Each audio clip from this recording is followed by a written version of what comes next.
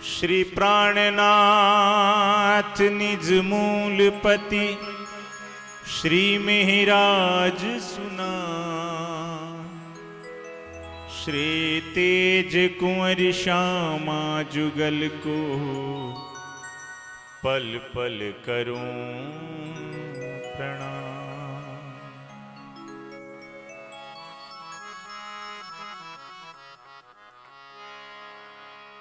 मंगलम राज श्यामा च मंगलम राधिका वरम मंगलम गुरुदेवं च मंगलम साथ सुंदरम।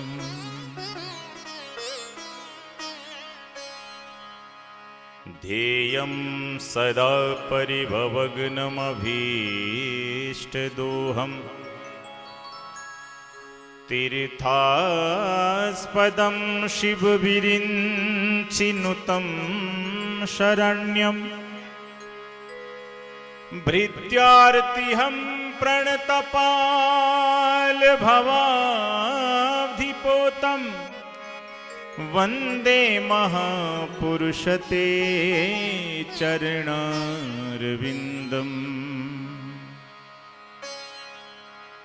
मूकं करोति वाचालं पंगुं लंघयते गिरिं। यत्कृपातमहं वन्दे परमानंद माधवम्। मंगल कृष्ण प्रणाम है मंगल धर्म प्रकाश। मंगल सुंदर साथ है मंगल धाम उजास। मंगल सुंदर साच है मंगल धाम उजास। मेरे सतगुरु मंगल दास हैं साथ सुंदर धाम। आशीष अपना दीजिए होवे पूर्ण काम। आशीष अपना दीजिए होवे पूर्ण काम। श्री कृष्ण कन्हैया लाल की जय। श्री निजानंद स्वामी की जय। श्री प्राणनाथ प्यारे की जय। तीनों पुरी धाम की जय। मंगल धाम की जय। सद्धर्म प्रेमी सुंदर साज जी नित्य प्रति परम पूज्य गुरु जी महाराज के मुखारविंद से श्रीमुख वाणी की चर्चा जो होती है, आज का भी लगभग समय हो चुका है। परम पूज्य गुरु महाराज पधार रहे हैं। श्रीमुख वाणी की चर्चा प्रारंभ हो उससे पूर्व श्रीमुख वाणी से ही एक प्रकरण का गायन के माध्यम से उसके भाव का आनंद लेंगे।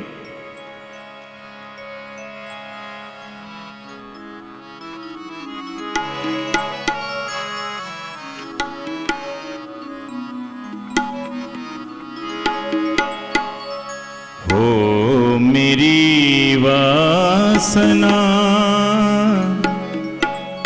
तुम चलो अगम के पार। हो मेरी वासना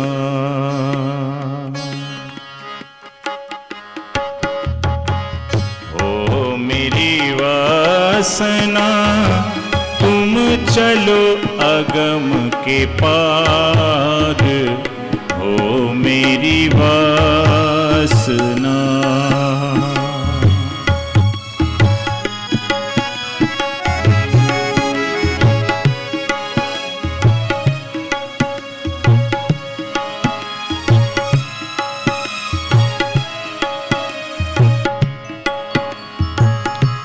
अगम पार अपार पार, अगम पार अपार पार। ताहा है तेरो करार, ताहा है तेरो करार।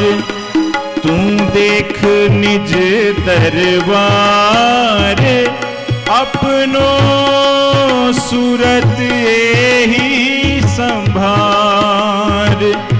तू देख निज दरबार, अपनो सूरत यही संभार। तुम चलो अगम के पार, ओ मेरी वासना,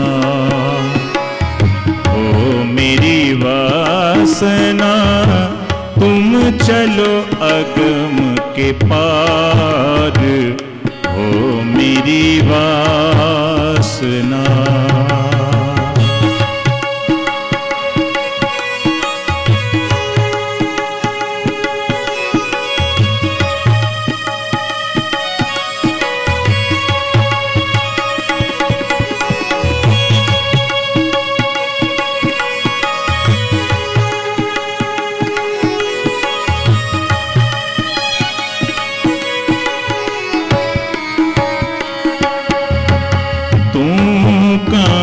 देखे इन खेल में, तू कहाँ देखे इन खेल में। ये तो पढ़ो सब प्रतिबिंब, ये तो पढ़ो सब प्रतिबिंब। प्रपंच पांचों तत्व मिल सब, प्रपंच पांचों तत्व मिल सब। खेलत सूरत के संग, खेलत सूरत के संग।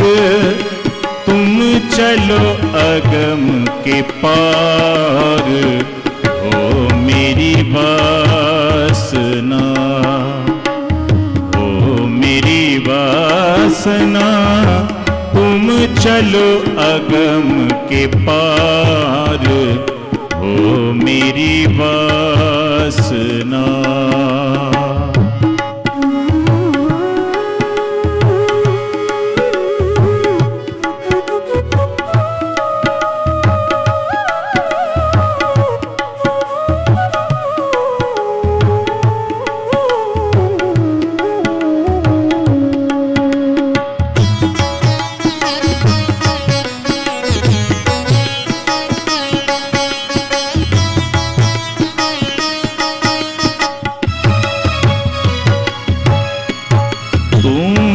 देख दर्शन पंथ पैड़े, तू देख दर्शन पंथ पैड़े।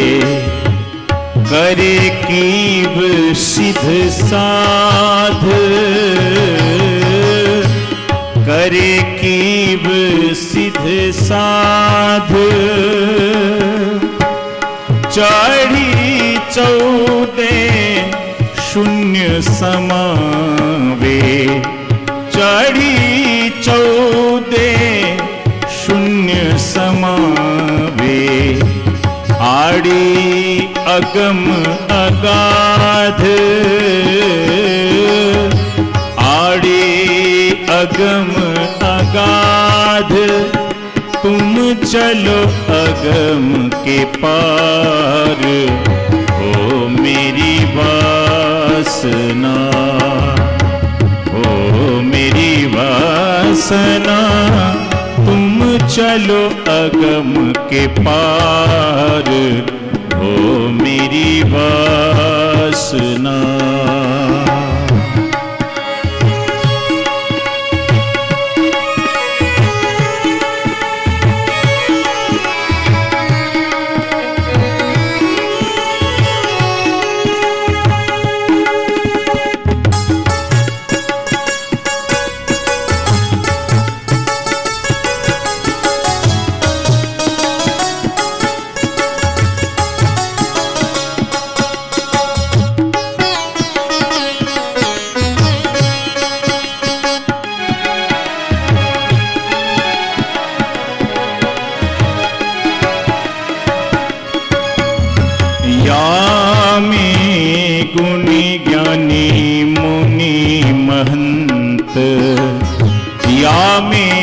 गुणी ज्ञानी मुनि महंत, अगम कर कर गावे,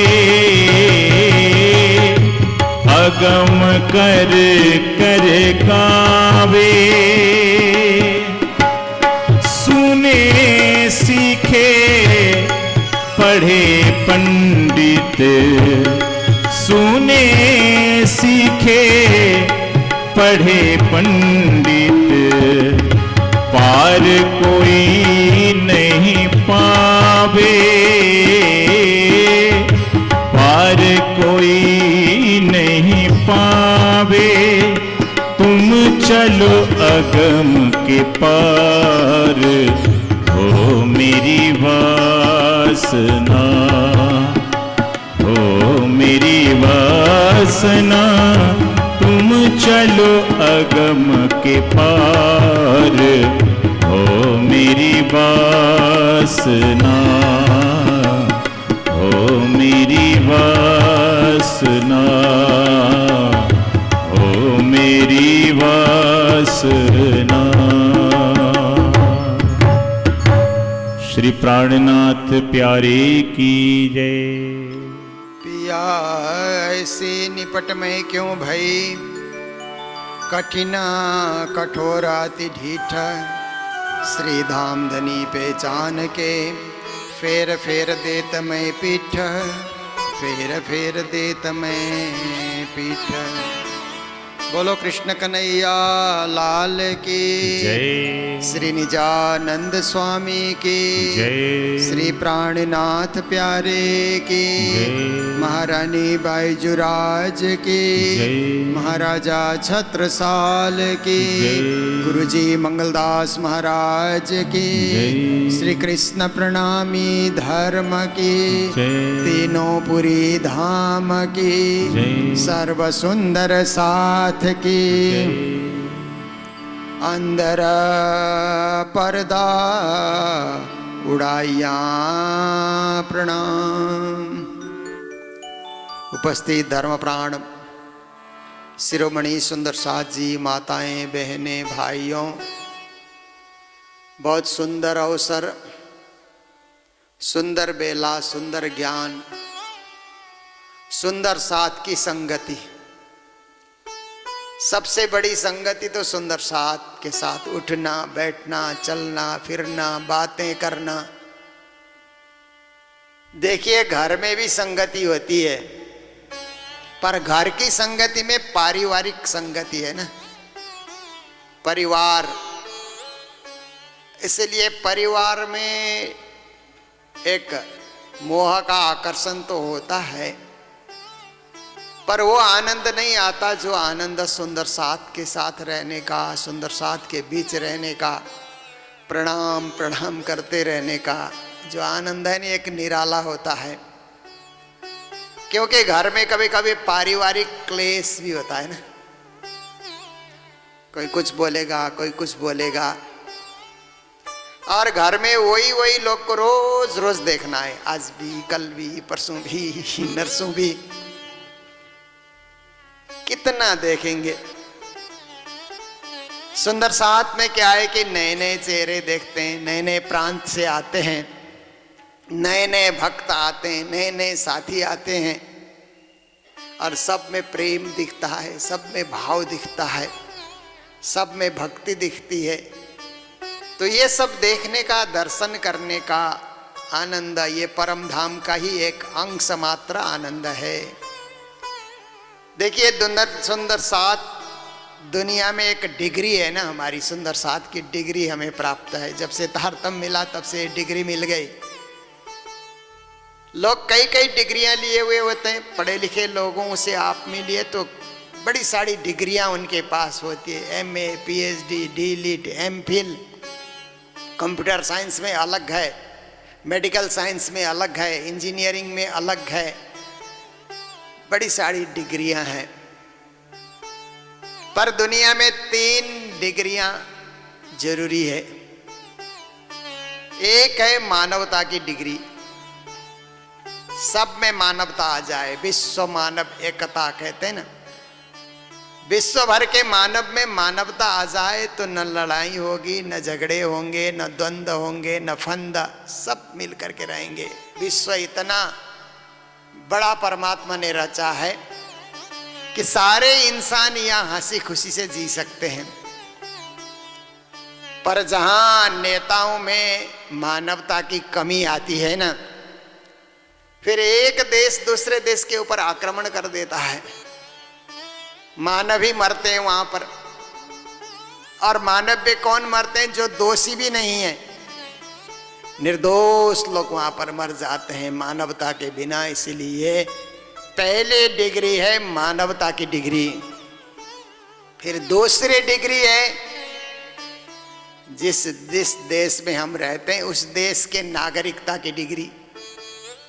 हम उस देश के नागरिक हैं ना जिस देश में हम रहते हैं। जो भारत में रहते हैं भारत के नागरिक, नेपाल में रहते हैं नेपाल के नागरिक, भूटान में रहते हैं भूटान के नागरिक। फिर विदेश में कई सारे देश हैं, 191 देश हैं, बल्कि उससे भी कुछ ज़्यादा बताते हैं।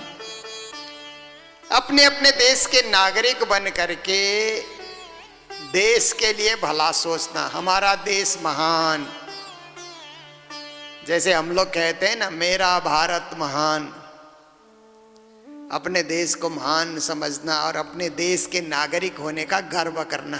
हम इस देश के नागरिक हैं। देशभक्ति ये भी एक डिग्री है। तो उससे क्या होता है कि देशभक्ति कब झलकती है? जब इलेक्शन के दिन आते हैं ना, तो वोट डालने जाना, वो भी एक देशभक्ति है। कई लोग अब देशभक्ति की बातें तो करते हैं, पर वोट डालने के समय में घूमने फिरने निकलते हैं। आप अपने पसंद का नेता चुनिए, वोट डालिए, क्योंकि ये नागरिक का कर्तव्य है।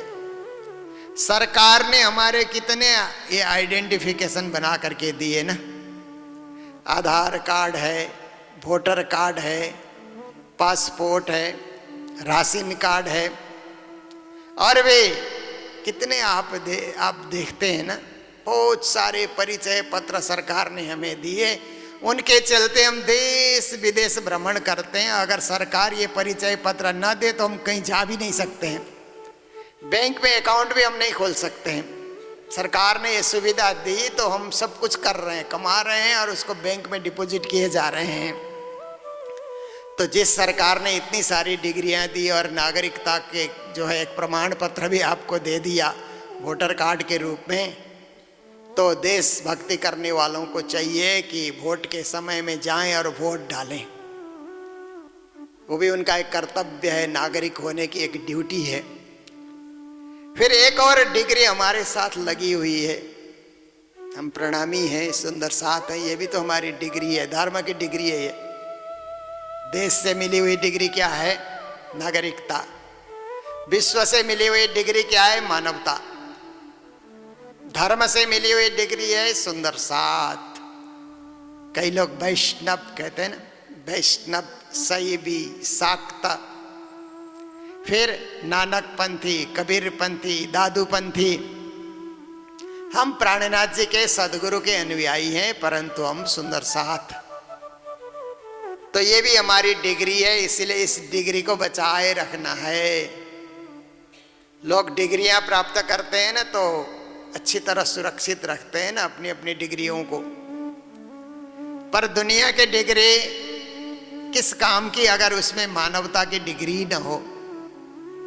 तो ऊंची ऊंची डिग्री, बड़ी बड़ी डिग्रियां किस काम की? आप देखिए, गुरुजी ने भी मंगल सूक्ति में लिखा है ना, बाहर की डिग्रियां तो बहुत ली, अपने आप को भी पढ़े हो क्या?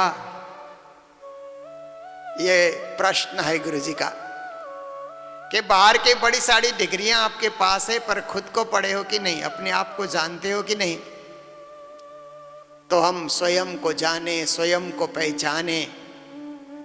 इतना ही नहीं कि हम संसार के एक जीव हैं, हम ब्रह्म आत्मा भी हैं, भूले पड़े हैं, माया में फंसे पड़े हैं, पर आत्मा जागृति के मार्ग का अनुसरण करते हुए अंत तो गत्वा धामधनी के चरणों में ही जाना है।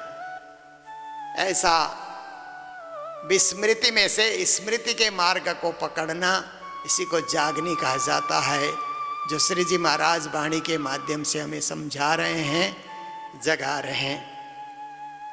तो नित्य चर्चा के अंतर्गत हमारा प्रसंग चल रहा है किरंतन का, राग श्री करने तुम्हारी मेरी में तौली। कल से इस प्रकरण को हम लोगों ने उठाया कि धनी की कृपा और हमारी करनी को तौला जा रहा है।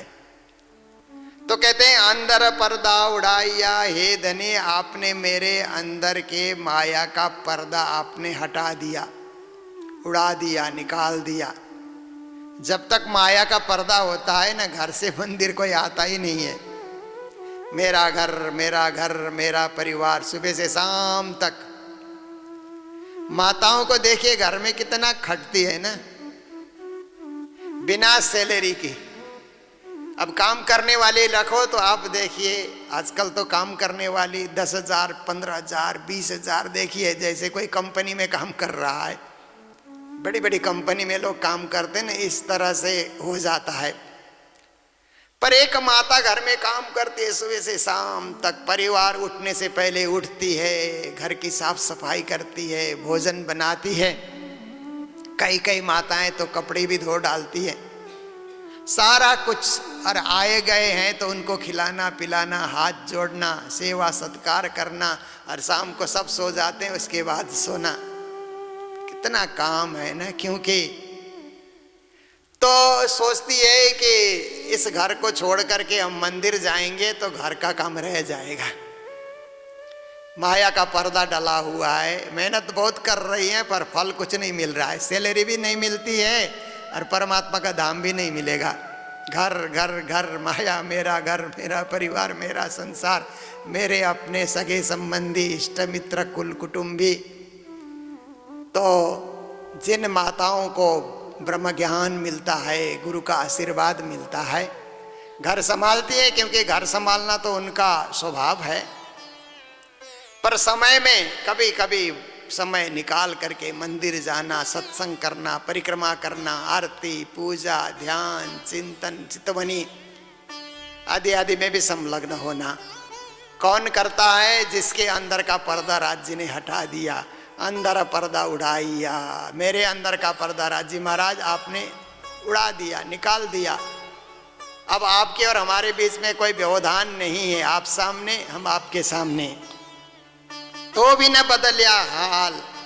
पर कभी कभी पर्दा उठने के बाद भी, जैसे मैंने कभी देखा है कि राज्य का पर्दा खुलता है ना सुबह 5:30 बजे। अभी गर्मी के दिनों में मंगल आरती 5:30 बजे और ठंडी के दिनों में 6 बजे। सब मंदिर का अपना अपना चलन है। प्राय प्रणामी परंपरा में 5:30 से 6 सोचिए आरती का समय है। आप देखिए पद्मावतीपुरी धाम पन्ना जाते हैं तो 5:30 बजे महारानी जी मंदिर में आरती होती है। फिर 5:45 बजे सदगुरु मंदिर में आरती, 6 बजे घुमट जी में आरती, 6:30 बजे बंगला जी में आरती। तो कई कई सुंदर साथ चारों आरती का आनंद ले लेते हैं। और 4 के आनंद नहीं मिले तो 2 का तो लिया जा सकता है, घुमट बंगला जी का। आप 6 बजे से पहले पहुंच जाइए, पहले घुमट जी की आरती होगी, फिर बंगला जी की आरती होगी।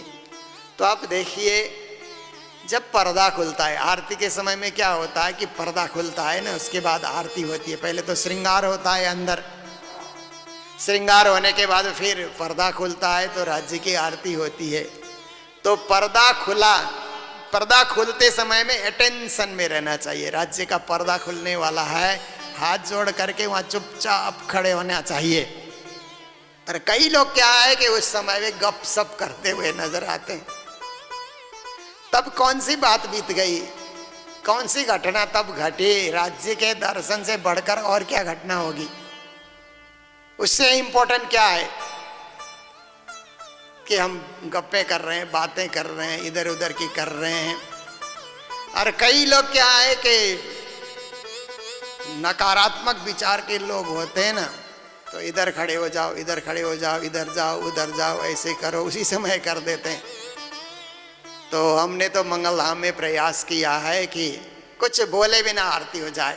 शांति से एकदम आरती हो जाए और समय से हो जाए, और लोगों को बोलने के लिए 1 मिनट भी टाइम न दिया जाए। आप प्रभाती बोलिए, अवजी बाला बोलिए, रहने की जगह श्यामा बोलिए, फिर उसके बाद आप पूर्ण ब्रह्म बोलिए। कई मंदिरों में नहीं भी बोला जाता है, पर गुरु जी की परंपरा में हम लोग बोलते हैं। सुख को निधान बोलिए, वो समाप्त होते ही परिक्रमा बोलिए, परिक्रमा समाप्त होते ही स्वरूप बोलिए। कहाँ कब करने के लिए समय मिलेगा। पर कुछ लोग ऐसे करके आपको एकदम टाइट करके रखो, फिर भी कहीं ना इधर उधर होकर के बातें कर ही लेते हैं। पर बात करने के लिए मंदिर नहीं है, मंदिर तो केवल राज्य की बातें करने के लिए है। राज्य की बातें तब करें कि जब राज्य की पूजा हो जाए, पाठ हो जाए, सब कुछ हो जाए, तब हम करें। पर एकदम से पूजा पाठ के समय में अन्य मनस्क नहीं होना चाहिए। तो कहते हैं आपने पर्दा तो उठा दिया पर मेरा हाल नहीं बदला है, तो भी न बदले हाल। हम उसी हाल में हैं, उसी तरह पहले जैसे थे वैसे ही हैं, कुछ मेरे में विशेष परिवर्तन नहीं आया।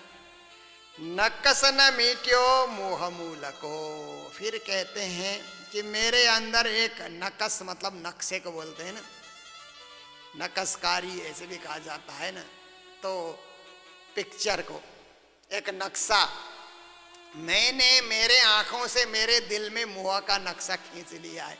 परिवार का नक्शा, घर का नक्शा हमने खींचा है ना अपने आंखों से। देखिए राज्य ने कैसे कैमरा फिट किया है ना हमारे जीवन में। जैसे कैमरा के लेंस होते हैं ना, उससे नक्शा खींचा जाता है ना, इसी तरह हम आँखों से नक्शा खींच लेते हैं। तो हमने खींच लिया नक्शा, और वो नक्शा हमारे अंदर है, मोह का नक्शा हमारे अंदर है। तो जब जब भी कुछ करना चाहते हैं तो वही नक्शा सामने आता है जो हमने अंदर खींच करके रखा है। ताथे नजरों न नूर जमाल, इसीलिए धाम धनी नजरों में नहीं आते हैं। इसलिए जरूरत है कि मोह का नक्शा हटा दिया जाए। डिलीट बोलते हैं ना आजकल की भाषा में, कितना सरल है ना आजकल की भाषा। सेव करना और डिलीट करना पट से लोग समझते हैं, छोटे बच्चे भी समझ जाते हैं। आप मोह के नक्शे को डिलीट कर दीजिए और राज्य का नक्शा खींच करके, सुबह मंगल आरती में राज्य के दर्शन हुए ना, उस नक्शे को खींच करके सेव करिए अपने हृदय में, बस बात बन गई आपकी। फिर आगे पंक्ति में श्री जी महाराज कहते हैं, इन इंद्रिय न के मैं क्या कहूँ। अब बाधाएं कहाँ है, क्या है बाधाएं।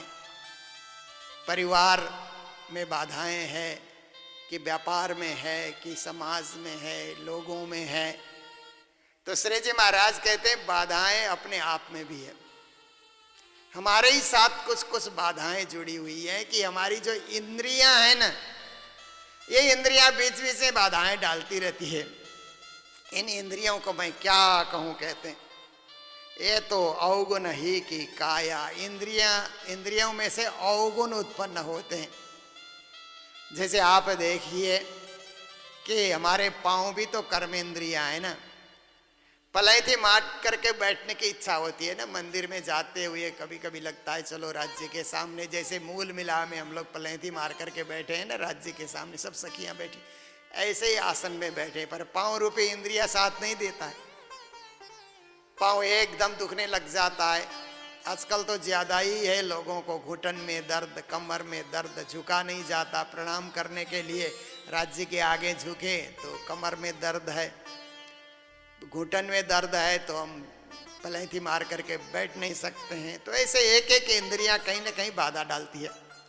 तो श्री जी महाराज कहते हैं ऐसे इंद्रियों को क्या कहें जो भक्ति करने में हमें विघ्न उपस्थित करते हैं। पर कुछ कुछ इंद्रियां ऐसी हैं कि भक्ति करने में साधक भी है। जैसे आंख रूपी इंद्रियां है ना, इससे हम दर्शन कर सकते हैं, पारायण पाठ कर सकते हैं।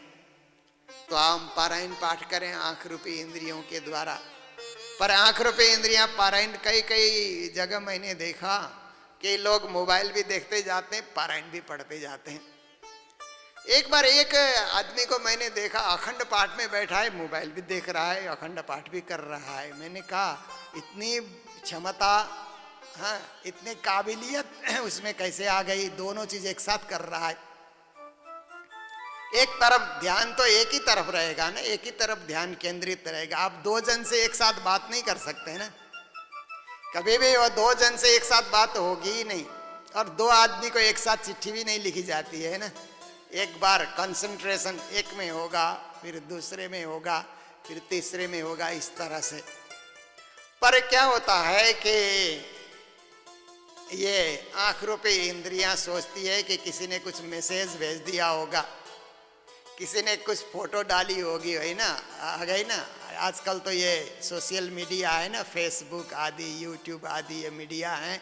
या आप देखिए व्हाट्सएप में भी कुछ ना कुछ लोग फोटो डालते रहते हैं ना, तो पारायण पढ़ते पढ़ते अखंड पाठ पढ़ रहे हैं, वो देखने की इच्छा हो जाती है। आंख रूपी इंद्रिया कहते ये भी मुझे दिखाओ, क्योंकि आंख रूपी इंद्रिया सधी नहीं है, अभी पूरी तरह सधी नहीं है, पूरी तरह एकाग्र नहीं है। इसी तरह कान रूपी इंद्रिय है, इसी तरह से आप देखिए जिह्वा है, जहाँ राज्य का क्या है कि चरणामृत प्रसाद पाना है। सबसे पहले तो इस जीभ में राज्य का चरणामृत प्रसाद चला जाए ना, फिर हम चाय पिए, नाश्ता करें, कुछ भी खाएं, वो तो छूट है। पर कभी कभी हमारी इंद्रियां कहती है, हम लोग मंगल धाम में क्या करते हैं कि जो यात्री आते हैं, कई लोग आरती होते ही निकलना चाहते हैं, उनकी गाड़ी सुबह सुबह की होती है, किसी की 5:30 की, किसी की 6 बजे की टिकट लिए हुए रहते हैं, इसलिए हम लोग नीचे चाय रख देते हैं, ब्लैक टी रख देते हैं। कुछ नहीं तो कम से कम कुछ चाय पी करके ही जाएं, एकदम खाली कैसे जाएं, सुबह जाते हैं तो हम लोग नीचे रख देते हैं। गुरु जी की आरती होती है तो जिनको जाना हो आप लोग लेकर के जाइए, और जिनको नहीं जाना है तो राज्य का चरणामृत महाप्रसाद लेकर के आप ग्रहण कीजिए। पर कभी कभी इंद्रियां जाना भी नहीं है, जल्दी से कोई गाड़ी पकड़नी भी नहीं है, फिर भी इंद्रियां कहती है नहीं नहीं चाय मिल रहे है तो पियो पियो, महाप्रसाद चरणामृत बाद में लेते रहेंगे, तो इंद्रियां बाधा डाल रही है ना वहां पर। तो ऐसे अनेक उदाहरण हम ले सकते हैं, अनेक उदाहरण हम ले सकते हैं कि ये तो अवगुण ही को काया। श्री जी कहते हैं इंद्रियां शरीर में अवगुण बढ़ा रही हैं, अवगुण को बटोर रही हैं। इनसे देखो क्यों साहेब, कहते हैं इन इंद्रियों के चलते हमारे साहेब धामधनी जो मालिक हैं उनके दर्शन कैसे हम कर पाएंगे, क्योंकि ये इंद्रियां तो केवल संसार का ही दर्शन कर रही हैं, संसार की तरफ ही आकर्षित है, तो धामधनी के दर्शन हम कैसे करेंगे। यही भई आड़ी माया, कुरंग मातंग पतंग भृंगा मीना हता पंच भिरेव पंच, एक प्रमादी स कथम न हन्यते यसेवते पंच भिरेव पंच। तुलसीदास की चौपाई है ना। अले पतंग मृग मीन गजा, एक एक सबकी आँच, तुलसी ताकी कौन गत जाको व्यापे 5। जो नीति वाक्य में लिखा तुलसीदास ने उसी को हिंदी में अनुवाद किया। तो देखिए शब्द स्पर्श रूप रस गंध ये पंच विषय हैं पंच इंद्रिय के। तो एक एक जीव शब्द को सुन करके मृग आकर्षित हो रहा है, स्पर्श के लिए हाथी आकर्षित हो रहा है, रूप के लिए पतंगे आकर्षित हो रही हैं, और रस के लिए भंवरा आकर्षित हो रहा है, और गंध के लिए ये मछलियां आकर्षित हो रही हैं। तो आप देखिए एक एक जीव एक एक विषय के पीछे आकर्षित होते ही उनकी मृत्यु हो जाती है, क्योंकि शब्द के पीछे आकर्षित होने से मृग को मारने वाले कुत्ते के गले में घंटी लटका करके जाते हैं, घंटी की आवाज़ सुनते ही मृग नज़दीक कान खड़े करके आ जाते हैं, शिकारी उनको मार देते हैं। हाथी खड्डे में गिर करके मर जाता है, और रूप के पीछे पतंगे आकर के बत्ती में जल जल करके मर जाती है। भंवरा उस कमल के फूल में जाकर के चूसने लगता है, वहीं सो जाता है, जंगली हाथी आकर के रात को ही खा जाते हैं। मछली पकड़ने वाले कुछ मरे हुए जीव का वो वहाँ उसमें अटका करके, वो वल्सी कहते हैं ना मारने वाली, उसको पकड़ने वाली, उसको डाल देते हैं पानी में, फिर मछलियों को पकड़ते हैं। एक एक विषय के पीछे फंसे और उनकी मृत्यु हो गई। तो तुलसी ताके कौन गता जाको व्यापे 5। मनुष्य तो 5 के 5 विषयों के पीछे फंसा है, उसको शब्द भी अच्छा लगता है, स्पर्श भी अच्छा लगता है, रूप रस गंध सब कुछ अच्छा लगता है, तो उसकी क्या गति होगी, वो कहाँ जाएगा। इसलिए इंद्रियों के विषय को माया से हटा करके धनी की भक्ति से जोड़ना। हमको शब्द अच्छे लगे तो घंटी की, राज्य की घंटी बजती है ना, टन टन घंटी की, आरती की घंटी बजती है तो दौड़ने का मन करे। चलो आरती हो रही है, दौड़ो दौड़ो दौड़ो आरती के दर्शन करें, तो देखिए इंद्रियों का स्वभाव बदल गया ना। हम सुंदर साथ के साथ बैठना पसंद करें, ये भी हमारा शब्द स्पर्श है, सुंदर साथ से हम मिलें। कई लोग तो गले भी मिल जाते हैं ना, आजकल ये कम हो गया, क्योंकि वो कोरोना महामारी आई ना, तब से तो लोग कम ही मिलते हैं।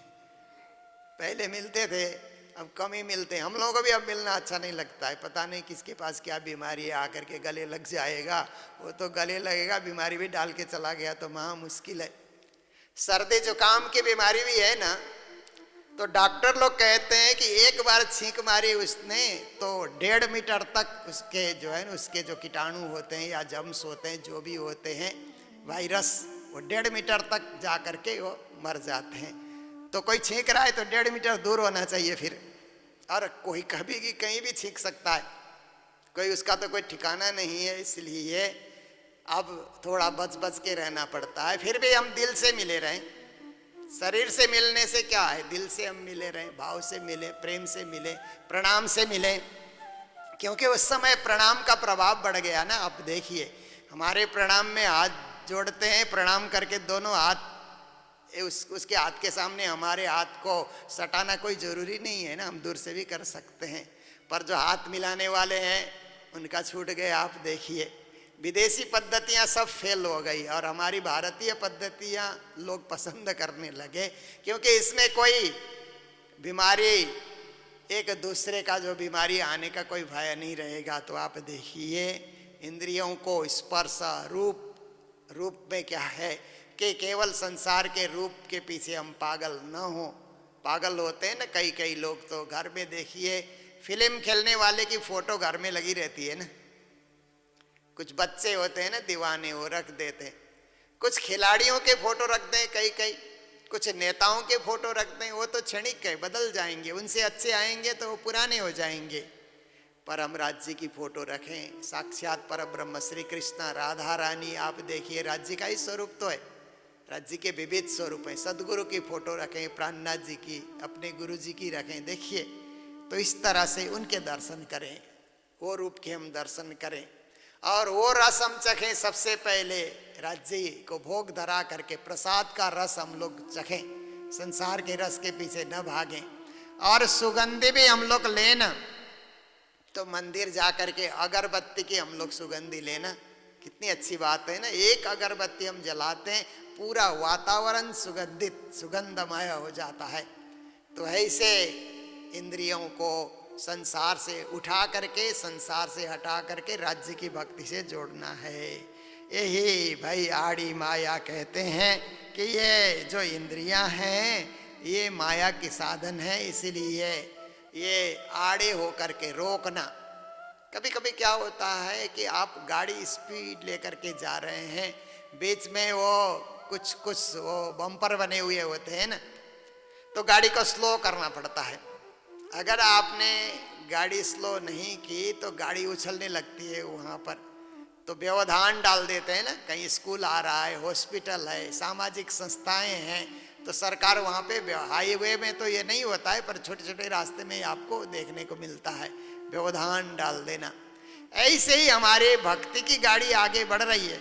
हम भक्ति की गाड़ी में चढ़ करके आगे जा रहे हैं, तो घर वाले, परिवार वाले, यार दोस्त, कोई ना कोई लोग व्यवधान डाल देते हैं कि इतनी तेजी से मत चलो, इतनी तेजी से भक्ति मत करो।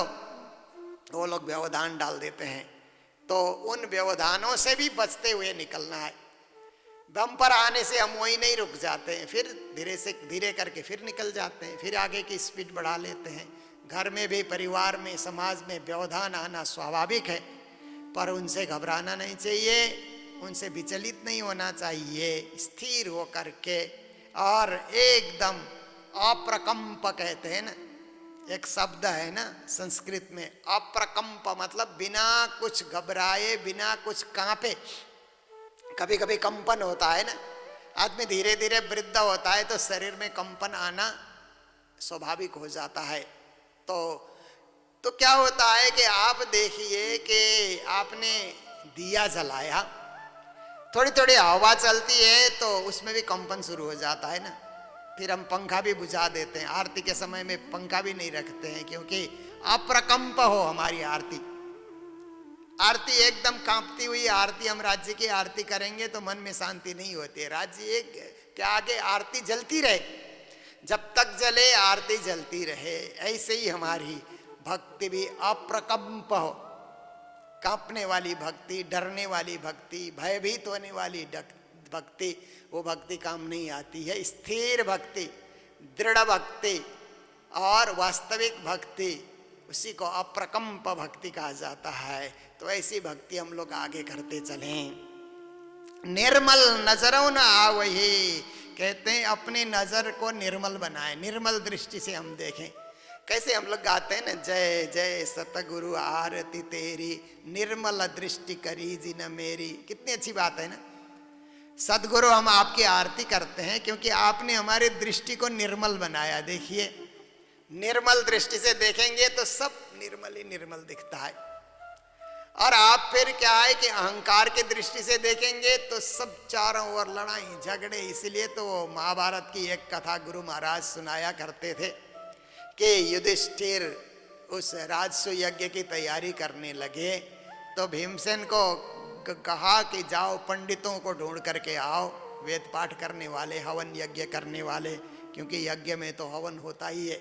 अच्छे अच्छे पंडितों को लेकर के आओ जिनका स्वभाव निर्मल हो। भीमसेन चले गए तो एक पंडित को पूछते हैं कि राजसु यज्ञ कर रहे हैं महाराज युधिष्ठिर जी, चलो यज्ञ करने के लिए आपको मैं बुलाने आया हूँ। तो पंडित कहता है महाराज की ओर से बुलाने आए और पैदल आए, मैं पैदल जाऊंगा, कोई रथ लेके आओ, हाथी लेके आओ, घोड़ा लेके आओ, तब तो जाया जाएगा दरबार में जाने के लिए। बड़ा अहंकारी आदमी है पंडित, तो ठीक नहीं है, निर्मल नहीं है।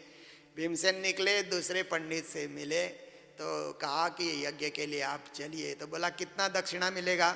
पहले ही दक्षिणा की बात कर रहा है, बड़ा लोभी आदमी है। ऐसा करके फिर तीसरे से जाकर के मिले, चलिए राजसु यज्ञ में, ऐसे करके कहा। तो मुझे फुर्सत नहीं है, पहले से बताना चाहिए। अभी आए और अभी मैं चलूंगा, मेरा और कोई काम नहीं है। देखा ये भी बड़ा घमंडी आदमी है।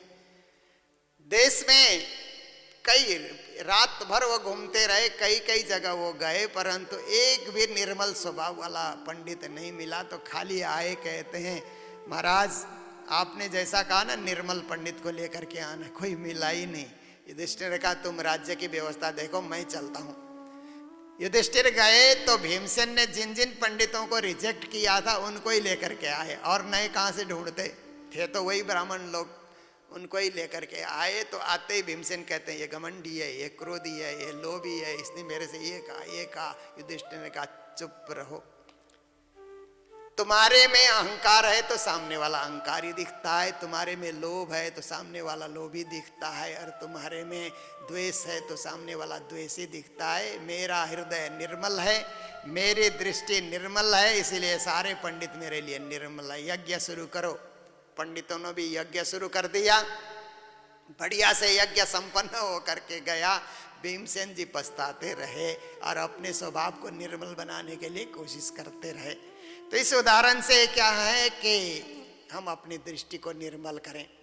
लोग कैसे हैं वो उनकी बात है, वो उनका स्वभाव है, सुधरना वो उनकी जिम्मेदारी है, पर हम कैसे हैं और कहाँ से हम सुधरें ये हमारी जिम्मेदारी है।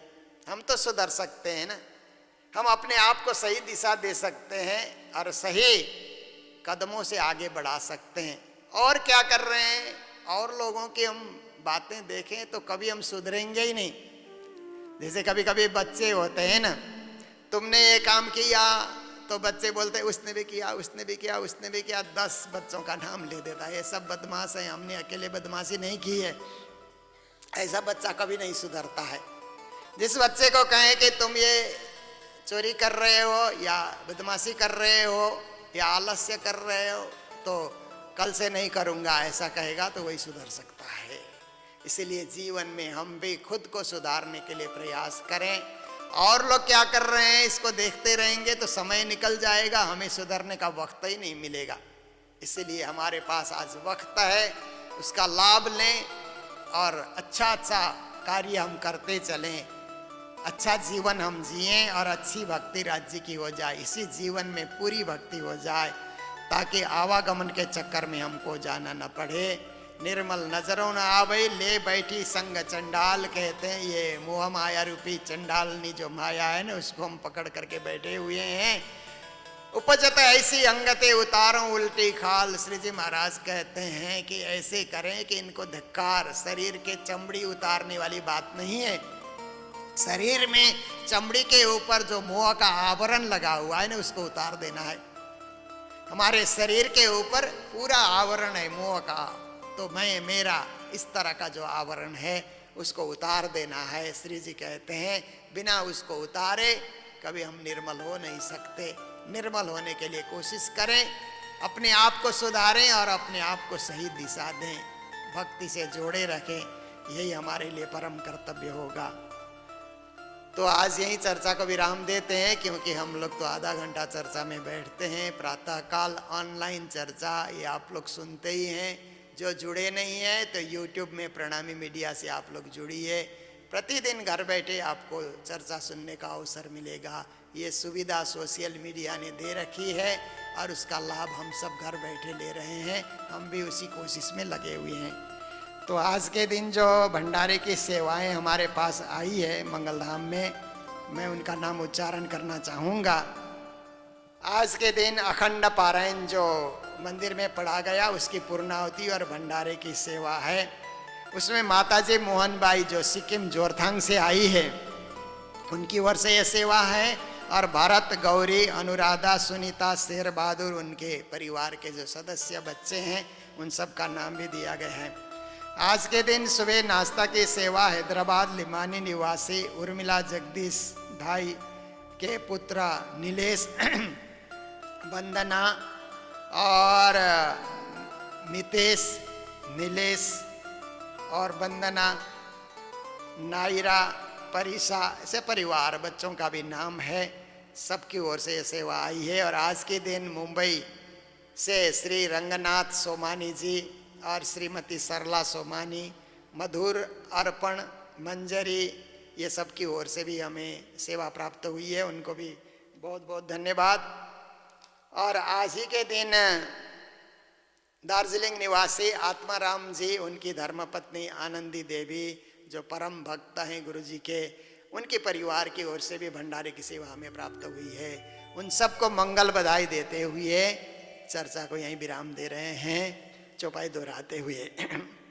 बोलो सतगुरु महाराज की, श्री प्राणनाथ प्यारे की, सर्व सुंदर साथ की, निर्मल नजरों ना वही, निर्मल नजरों ना वही, ले बैठी संग चंडाल, ले बैठी संग चंडाल, उपजत ऐसी अंग थे, उपजत ऐसी अंग थे, उतारों उलटी खाल, उतारों उलटी खाल, उतारों उलटी खाल, उतारों उलटी खाल।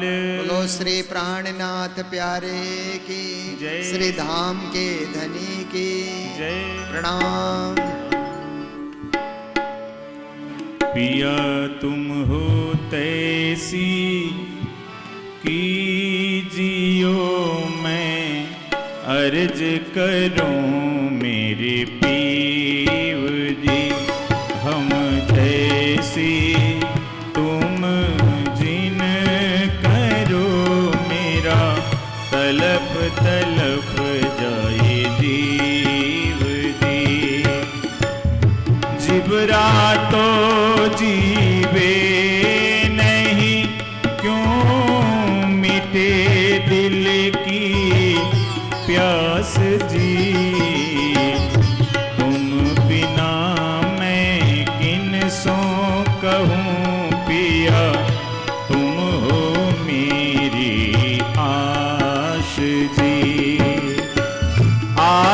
वीरानी तो करूं पिया, जो कोई दूसरा होए दे।